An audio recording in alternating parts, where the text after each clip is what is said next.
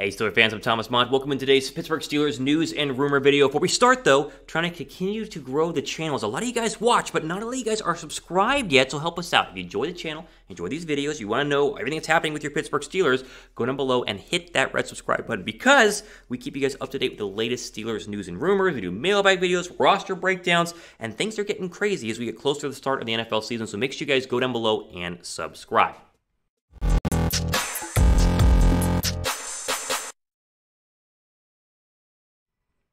All right, let's jump into the latest Steelers news and rumors here on a Monday. And the Steelers were practicing all weekend long up there in Pittsburgh. And some interesting news and notes came out of that, most notably Dwayne Haskins getting a run with the ones. And so this continues to be the training camp storyline for the Pittsburgh Steelers. Not a lot really is going on. I mean, it's a very basic, normal Mike Tomlin training camp. You had the Schobert trade. We'll talk about that here in just a couple of minutes. But really, the main question that a lot of people are focusing in on is Haskins versus Rudolph in the number 2 quarterback spot. Well, if you're wondering who's winning, it's definitely Dwayne Haskins, as Haskins got to run with the ones on Sunday's practice for a series. It wasn't necessarily like, all day long, but Big Ben sat out for a little bit, and then they brought in Haskins. He seems to be right now a lock for the number 2 quarterback job. You would think that maybe he could start against the Lions on Saturday. However, Big Ben is going to go ahead and start, according to a report. So now the question is, will Haskins be number 2 or number 3? I would be absolutely shocked if he's not the number 2 quarterback to come in against the Lions come Saturday, I think afternoon, evening, whenever that game goes ahead and kicks off.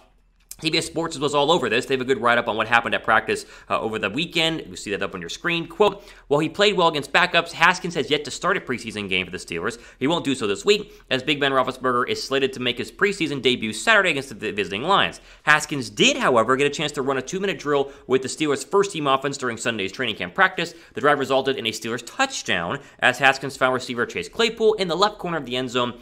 Earlier in the drive, Earlier in the drive, Haskins completed a 4th-down pass receiver Deontay Johnson, who was covered by Steelers starting safety Terrell Edmunds, end quote. So not only is he getting opportunities with the ones, he's making the most of them, and he continues to look, albeit a disgruntled and disgraced former first-round draft pick, like a former first-round draft pick. And so the depth chart would read as you see it, with Mason Rudolph being number 2. I think that's going to change here, and I think it could change as early as the Lions game. And then, honestly, all Haskins has to do is not stink, and Rudolph just doesn't have to ball out of his mind, and then Haskins will go ahead and win the job. And the question will be had, will they keep Mason Rudolph? Will they trade Mason Rudolph? We've heard reports of possibilities of both, but as of right now, it seems like it is just a matter of time with Haskins. It's a matter of time before he goes ahead and supplants Mason Rudolph as the number 2 quarterback. Nothing against Mason Rudolph. I think Mason Rudolph's a good backup. I think he can be a good backup for the Steelers or somebody else, but I also cannot deny what I've seen so far from Dwayne Haskins. That is a leader. That's big because he was not a leader with the Washington football team. He's been very drama-free. He's been low-key. He's been playing very, very well. 6 scoring drives so far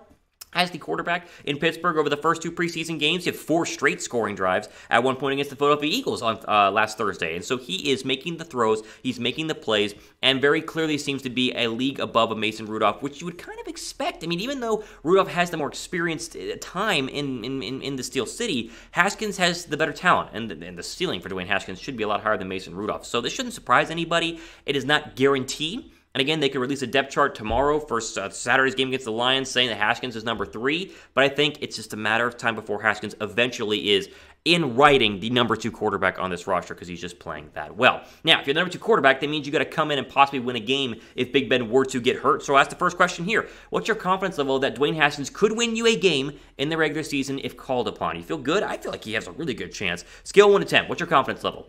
Mine right now would be a 7 or an 8, but give me your thoughts down below in the comments section. If, for whatever reason, Big Ben has a week off, COVID or something like that, and Haskins had to come in, what's your confidence level in his ability to perform? Give me your thoughts down below on a scale from 1 to 10 in the comments section.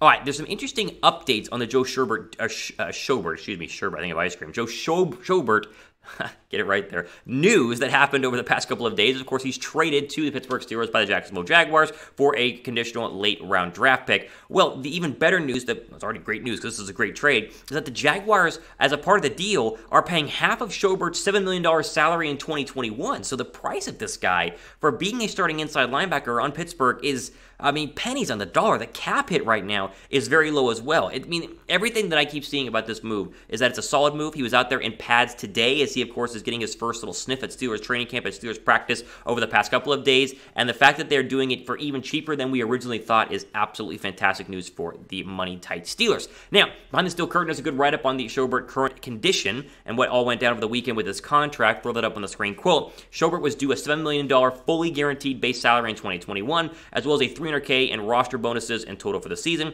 As reported by PFT, the Jacksonville Jaguars are paying $3.65 million of the Schobert base salary in 2021. This leaves the Steelers on the hook for $3.35 million base salary and the $3,000 or $300,000 roster bonus.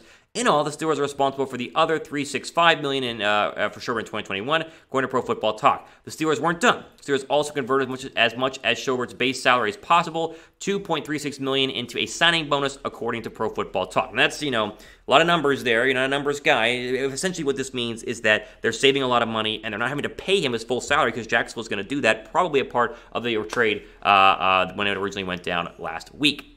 This might be the best offseason move the Steelers had. Like, the Steelers didn't really go out and sign any massive names. You look at additions like Trey Turner, and then the drafting of Najee Harris, and you look at everything that they did, it was a good offseason, I think. I think the addition of Dwayne Haskins turned out to be really good. We talked about that a little bit earlier, but I think the Schobert deal might be the best one because he's going to have an instant impact. Like, he's going to play right away. Turner might be the better of the signings in terms of overall skill, but Schobert, it was a position of need, is going to instantly play, and he's also very, very cheap. And that's an important factor here, is that the Steelers, who are going to get a lot of cap relief once Big Ben is no longer in Pittsburgh, potentially after the season, right now, though, not a lot of cap relief, and they were able to get even more by doing some conversions and also having the help of Jacksonville paying off part of that salary. Now, Jaguars had a bunch of money, so it wasn't that big of a deal, but still, great news for the Steelers. What an addition for Joe Schobert. Drop a like down below with the addition of Joe Schobert. I mean, Schobert coming over to Pittsburgh, to me, is one of the better moves this offseason. Drop a like if you guys agree.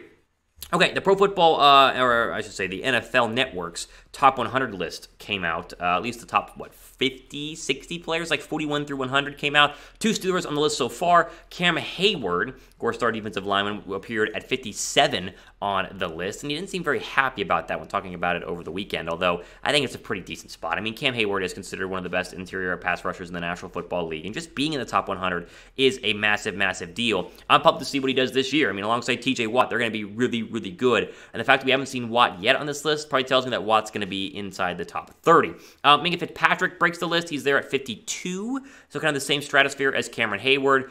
Safeties don't get a lot of love in the National Football League these days, even though Minka's probably one of the better ones, if not the best one in the National Football League. Jamal Adams is up there as well, and he's getting a new deal with the Seahawks. But Minka, kind of right where I expect him to be, sitting there at 52 overall in the top 100 players in the National Football League. They do it every single year on the NFL Network, as this is voted on by the players and coaches. So 52 and 57 for Hayward and Minka Fitzpatrick. The list also kind of shows you some guys that were around that area.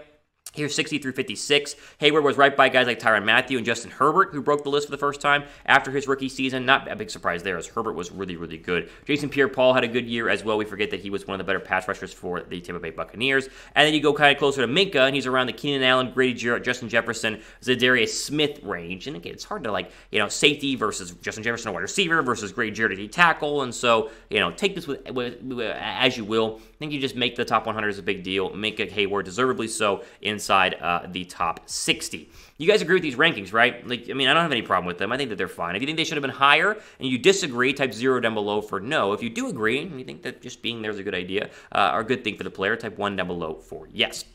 Okay, final thoughts here. Other practice notes over the past couple of days. You get your first roster cuts tomorrow. We'll keep an eye on that. It's the first 5 are going to go ahead and be released from every single NFL team on Tuesday afternoon. Not a lot of surprises tomorrow. I think it'll be basic guys that we would all expect to go ahead and be let go. I already mentioned Hayward and Fitzpatrick. They make the NFL top 100. Who else is going to make the top 100 from Pittsburgh? I think TJ Watt is going to be up there as well. Perhaps maybe a linebacker could be on there. There are some other players, some other Steelers who are definitely going to go ahead and make the list. There are reports that TJ Watt wants $100 million in guaranteed money.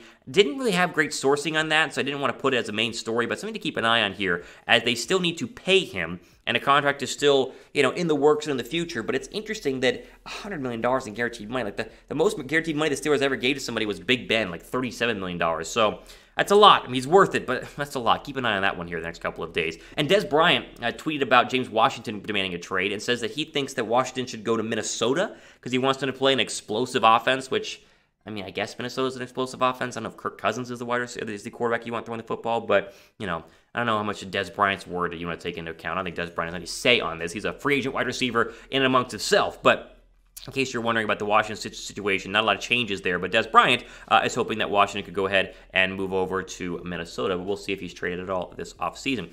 All right, ultimate for today on our Pittsburgh Steelers news and rumor video. Make sure you guys are subscribed down below as we continue to try to grow this channel as quickly as we can, as we try to get you guys to go ahead and just hit that red subscribe button to join us and be a part of the great movement here on the Steelers Talk YouTube channel. Again, make sure you guys are subscribed.